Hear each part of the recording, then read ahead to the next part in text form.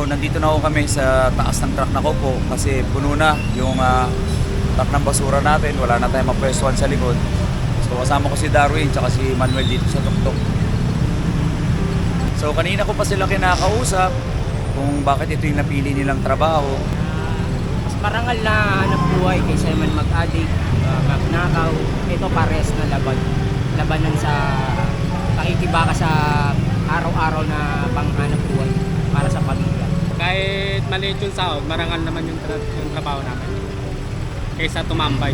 Bilib ako kay Darwin, Manuel, tsaka sa mga kasamahan namin dito sa TPS na mga palero. Dito, lumalaban sila ng tapat.